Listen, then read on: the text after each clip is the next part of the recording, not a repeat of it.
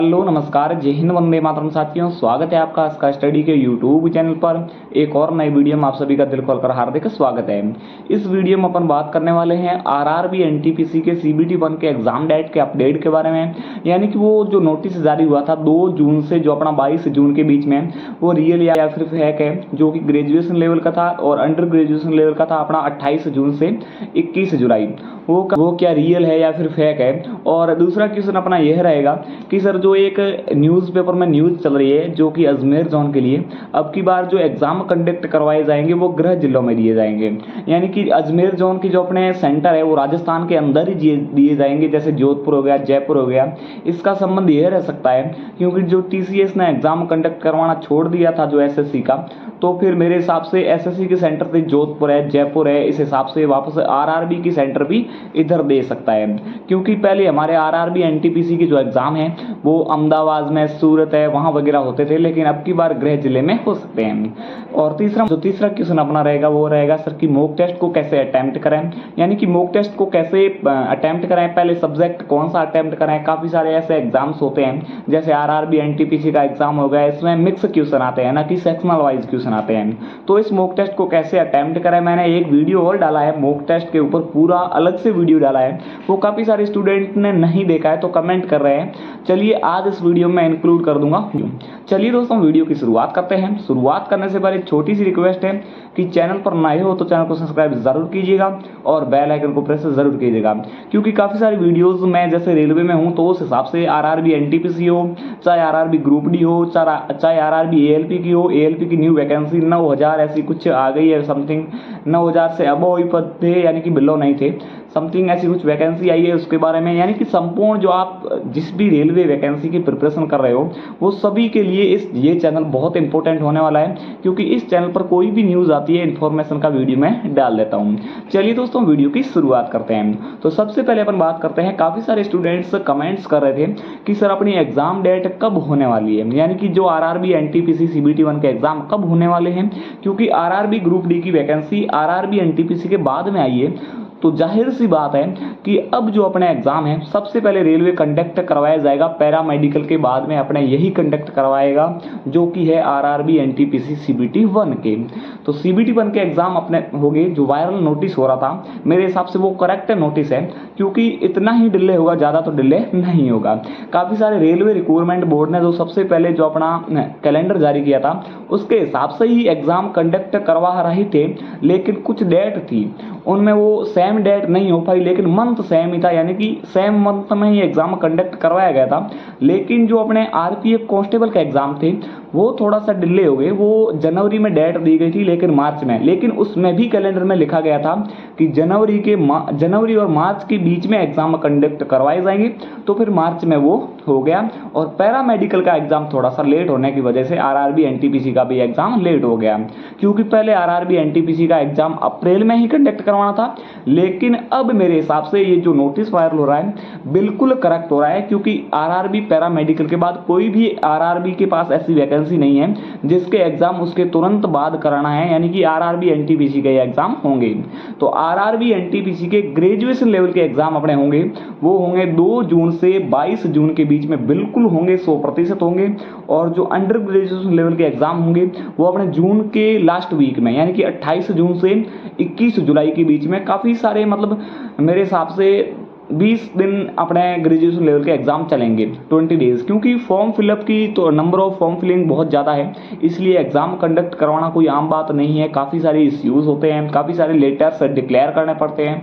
उस हिसाब से जैसे ऑनलाइन एग्जामिनेशन होता है सीबीटी 1 के हिसाब से, सीबीटी 1 सीबीटी 2 यानी कि कंप्यूटर बेस होता है, उस हिसाब से सारा शेड्यूल वगैरह तैयार करके, यानी कि जैसे अपने जून में एग्जाम कंडक्ट करवाए जाएंगे तो मेरे 25 से 30 अप्रैल के बीच में आपके जो शेड्यूल है एग्जाम का वो आ जाएगा। क्योंकि जो भी आरआरबी अपने जैसे एग्जाम कंडक्ट करवाता है वो 1 मंथ पहले ही अपना शेड्यूल जारी कर देता है, क्योंकि उसके बाद जो एग्जाम सिटी यानी कि एग्जाम सिटी वगैरह, उसके बाद एडमिट कार्ड, यानी कि आप आरआरबी एनटीपीसी जो आरआरबी का आप कोई भी एग्जाम देख लीजिए उसमें जो एग्ज़ाम कराएगा उसकी 1 मंथ पहले आपको शॉर्ट नोटिस या फिर जो शेड्यूल है वो जारी कर देगा।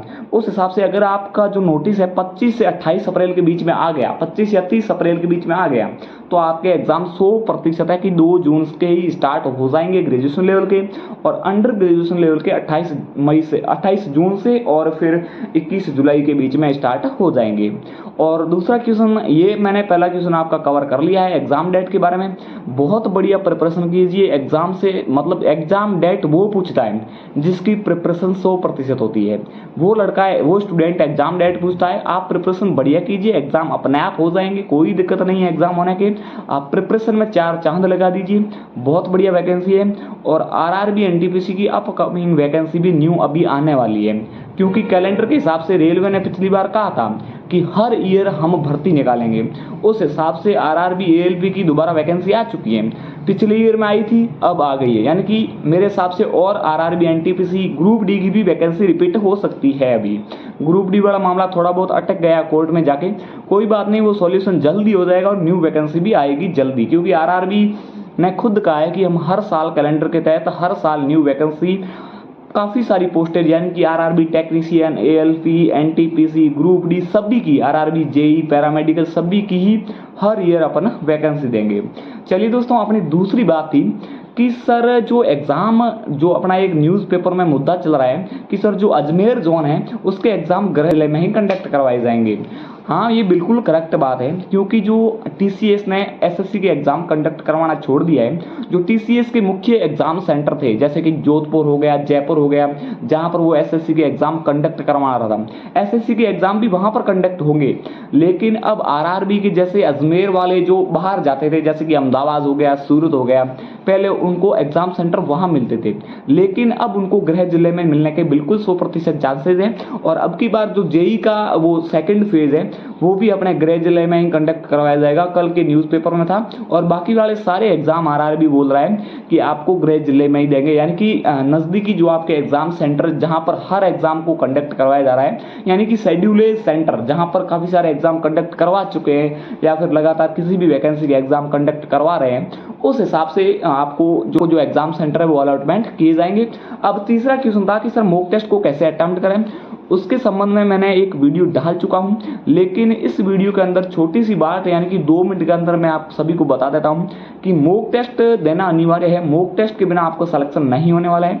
Mock test the important part of preparation, यानी कि मॉक टेस्ट के बिना आपको टाइम मैनेजमेंट का पता नहीं चलेगा, और उसके बाद जो आपके इजी क्वेश्चन रॉन्ग हो रहे हैं उसके बारे में पता नहीं चलेगा, क्योंकि काफ़ी सारे ऐसे क्वेश्चन होते हैं बिल्कुल ईजी होते हैं लेकिन आपसे रॉन्ग हो जाते हैं। यानी कि जितनी ज़्यादा गलतियाँ आप मॉक टेस्ट में करोगे उतना ही आपको एग्जाम, जो आपका मेन एग्जाम होगा, उसमें बहुत बड़ा फायदा हो गया। तो अपने को ऐसे करना है, जैसे आपने मॉक टेस्ट को अटेम्प्ट कैसे करें, पहला क्वेश्चन आ गया, तो मॉक टेस्ट को अटेम्प्ट कैसे करना है। काफ़ी सारे ऐसे पेपर्स होते हैं जिसमें से कि सेक्शन वाइज क्वेश्चन आते हैं, जैसे कि रीजनिंग के 25 आ गए या फिर मैथ के 20 आ गए। उस हिसाब से जो अपना सब्जेक्ट स्ट्रॉन्ग होते हैं सबसे पहले उसको अटेम्प्ट करते हैं। लेकिन आरआरबी एनटीपीसी में अपने जो क्वेश्चन आते हैं वो मिक्स आते हैं, ना कि सेक्शनल वाइज आते हैं। तो फिर मिक्स क्वेश्चन में आपको ऐसे करना है, जैसे फर्स्ट क्वेश्चन आपका आ गया प्रॉफिट एंड लॉस का, जो क्वेश्चन आपसे नहीं हो रहा है तो उस क्वेश्चन को आप अवॉइड कर दीजिए, और सेकंड क्वेश्चन जैसे रीजनिंग आ गया उसको ले लीजिए, या फिर थर्ड क्वेश्चन जैसे परसेंटेज से कोई भी क्वेश्चन आ गया मैथ से उसको ले लीजिए। आप जहां स्ट्रांग हैं, जिस सब्जेक्ट, जिस जो आपका विषय है, यानी कि जो भी आपका टॉपिक है जिसमें आप स्ट्रांग हैं, सबसे पहले उन क्वेश्चंस को आप अटेंड कीजिए, क्योंकि आप मुश्किल क्वेश्चंस को सबसे पहले जो आ रहे हैं उनको अटेंड करने बैठ जाओगे, फिर आपका माइंड वो है बिल्कुल भी स्लो लेवल में चला जाएगा, यानी कि अपने से क्वेश्चन हो ही नहीं रहे, फिर क्या है आगे का पेपर आप सही से अटेम्प्ट नहीं कर पाओगे। इसलिए जो क्वेश्चन आपको पहले आ रहे हैं उनको अटेम्प्ट कीजिए, ताकि आपका मनोबल बना रहे, और जो लास्ट में समय बचता है, समय बहुत देता है आरआरबी एसएससी के मुकाबले, बहुत समय देता है, 1.5 घंटे, यानी कि 90 मिनट्स अपने को मिलते हैं, बहुत समय है। इस हिसाब से जो पीछे समय बचता है, जिस समय में आपसे नहीं हुए क्वेश्चन उनको दोबारा देख लीजिए, अगर हो रहे हैं तो बढ़िया बात है, नहीं हो रहे हैं तो तुक्का बिल्कुल भी नहीं मारना है, क्योंकि फिर आप नेगेटिव में चले जाओगे। नेगेटिव में चले जाने के बाद आपके नॉर्मलाइजेशन में अंक घटेंगे, यानी कि वहां पर रेशियो देखा जाता है, नॉर्मलाइजेशन में रेशियो देखा जाता है, जो अपने राइट और रॉन्ग क्वेश्चन का, जिनमें रॉन्ग ज्यादा होंगे उनमें नॉर्मलाइजेशन में क्वेश्चन जो अंक है वो बढ़ने के चांसेस नहीं रहते हैं, लेकिन जब राइट का रेशियो ज्यादा होगा तो फिर नॉर्मलाइजेशन में आपको फायदा मिलेगा। यानी चलिए दोस्तों, मैंने आपको सारे क्वेश्चंस के आंसर आंसर दे दिए हैं। और भी कोई भी डाउट हो तो कमेंट सेक्शन में ज़रूर बताएं और आपके हाथों हाथ कमेंट का जवाब दे दूंगा। अगर कमेंट में जवाब नहीं दे सका तो फिर वीडियो बना के डाल दूंगा। कोई भी डाउट हो तो कमेंट सेक्शन में बेझिझक बताएं, क्योंकि मैं आपके लिए हेल्प के लिए ही हूँ, क्योंकि यहाँ पर थोड़ा बहुत समय मिलता है, वहाँ पर आपके क्वेश्चंस देख लेता हूँ। आगे किस पे वीडियो बनाना वो भी कमेंट में बता देना। इसी के साथ वीडियो की समाप्ति कर रहे हैं। जय हिंद, ओके, टाटा, बाय बाय दोस्तों।